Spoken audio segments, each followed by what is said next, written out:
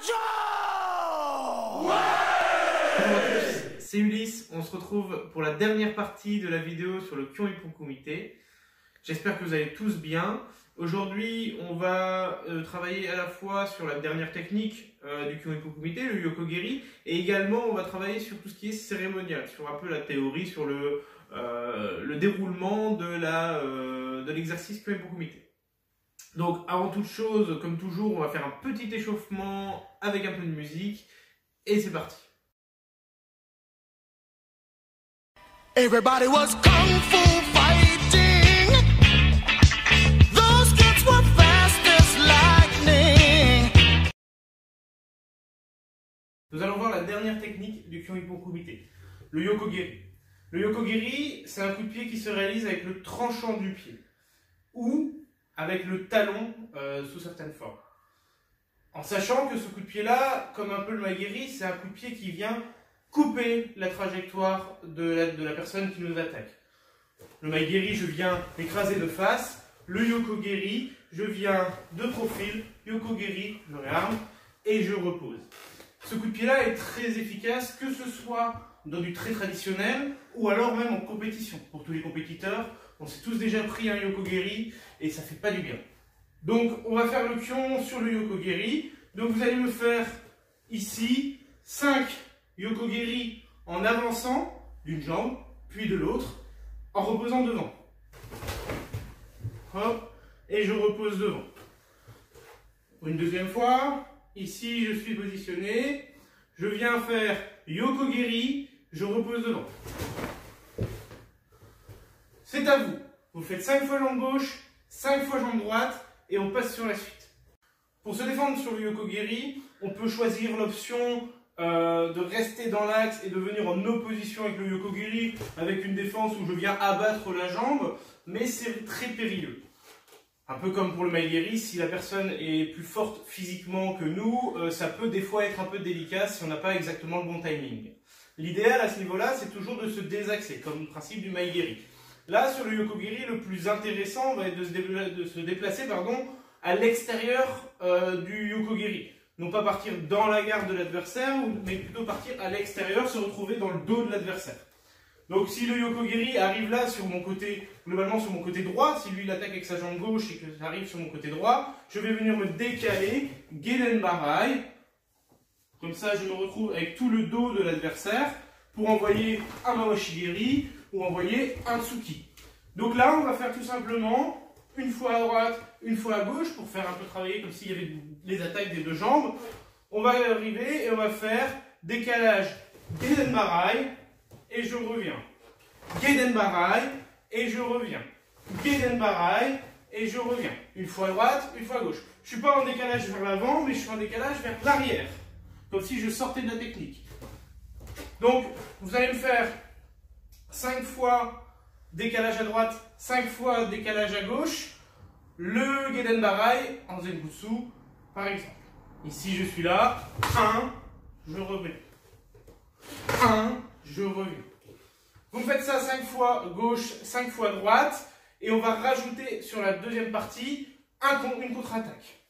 Cette contre-attaque, elle va être soit pour les plus expérimentés d'entre vous, ou ceux qui le sentent, variable, vous faites ce que vous souhaitez, ou alors, sinon très simplement, je vais venir faire un Geiden Barai, Mawashigiri. Mawashigiri dans l'axe. Je reviens, de l'autre côté, 1, Mawashigiri, je repose. Je peux poser devant, je peux poser derrière, c'est pas un problème. Vous me faites pareil, 5 fois décalage à droite avec la contre-attaque, décalage à gauche avec la contre-attaque, et on passera sur la suite de la vidéo. L'exercice Kyon Ippon Kumite est un exercice technique. C'est un exercice qui va être demandé lors des passages de grade, que ce soit dans le club jusqu'à la ceinture marron, ou alors au-delà de la ceinture marron pour les passages premier, deuxième, troisième, etc. Dan. On a donc des règles à respecter qui vont à la fois du salut jusqu'à l'exécution même de la technique qui doit être fait selon un certain protocole. Donc aujourd'hui j'ai mon partenaire, c'est notre partenaire préféré pendant le confinement. Je suis ici face à mon partenaire. Première chose à faire forcément, c'est que je vais devoir le saluer. se salue.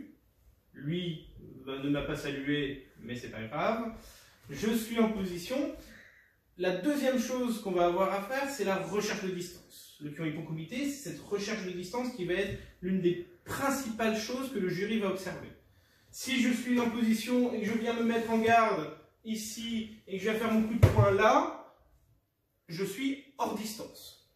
Donc pour bien prendre sa distance, c'est ça pour les plus jeunes, il faut tout de suite le mettre en place parce que sinon après, si vous habituez à travailler tout le temps hors distance, pour corriger ça, ça va être déjà beaucoup plus difficile.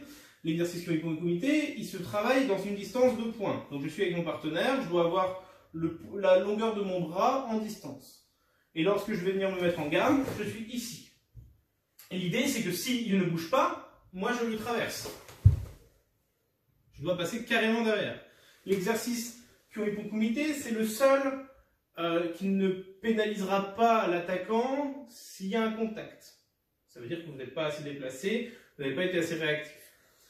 Donc, bien sûr, si on est avec des grades plus bas et si on est en club, on fait quand même attention. Donc, la prise de distance, elle doit être celle-ci. Je suis ici, j'ai ma distance de bras, je me place, je suis prêt. Première chose qu'on va devoir faire avant d'attaquer, c'est de lui annoncer l'attaque. Parce qu'on sait ce qui arrive. Pour le passage premier dan, on va annoncer l'attaque. Lui, il va partir en yoi, mais la façon de défense, enfin le défenseur, le hooké, on va le voir après. Je suis ici, je vais annoncer ma technique. Donc ma première technique, c'était Oisuki Jodan. Je vais annoncer. Alors quand j'annonce, c'est pas Oisuki Jodan. On est sur une annonce forte, claire, pour que la personne en face le comprenne. Oisuki Jodan. Après que j'ai fait cette annonce forte, claire et engagée, parce qu'on montre un engagement certain, je peux attaquer. En sachant que là, au bout de la technique, je dois mettre mon kiai. Donc je suis ici. Également, au niveau de l'annonce, on a un temps d'attente. On voit très souvent dans les passages de grade et autres. Oisuki Jodan, boum, j'envoie ma technique. Ça, on a petite coupure due à un petit problème technique de mon partenaire. Donc, souvent, on voit, comme je vous ai dit tout à l'heure, je me place en position, j'annonce ma technique Oisuki Jodan et j'attaque tout de suite dans l'immédiat, sans attendre de prendre un temps. Ce n'est pas ça. Je suis ici, je me mets en garde. Je suis ici, Oisuki Jodan. 1, 2, j'attaque. Avec le kiai à la fin. Ça va permettre au partenaire de prévoir ce qui va arriver, de se concentrer et d'être paré à l'attaque. Si vous allez trop vite, vous allez tout simplement le prendre de court. Même si le programme, on est censé le connaître, on sait exactement l'ordre des techniques, on sait exactement quelle défense on va faire, mais par contre, on n'est jamais à l'abri d'une erreur de l'attaquant.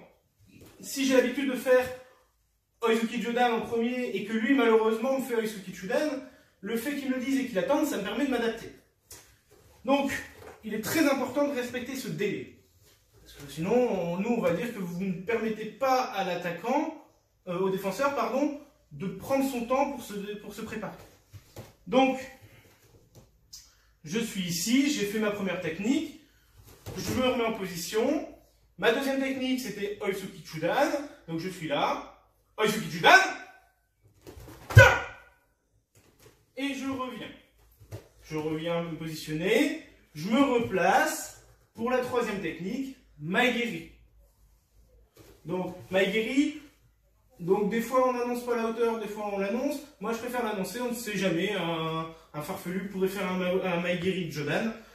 Mais l'idée c'est que là, je viens me positionner, Maegiri Jodan, j'envoie ma technique, et je reviens avec le kiai.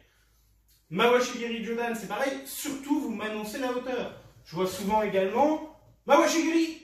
Mais Mawashigiri, on ne sait pas si ça va être Chudan ou si ça va être Jodan.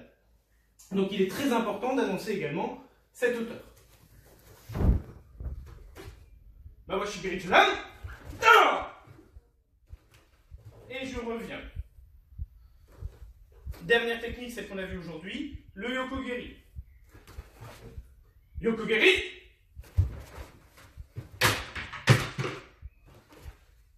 Et là, on a achevé notre adversaire parce qu'il ne s'est pas défendu. On va passer tout de suite sur la partie défense.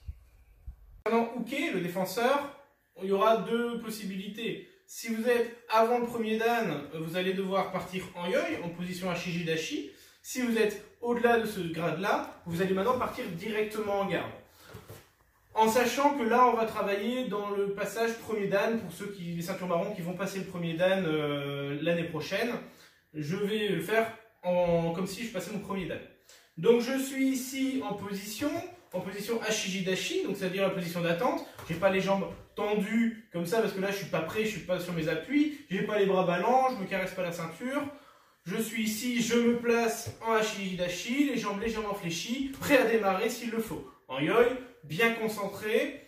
Au moment de l'attaque qui va arriver, première chose que je vais devoir faire, c'est me mettre hors distance. Que ce soit en reculant, que ce soit en me décalant, d'un côté ou d'un autre, je vais devoir, la première chose à faire pour me mettre en sécurité, justement, c'est légèrement casser la distance, pour gagner un temps, pour placer ma défense, par exemple.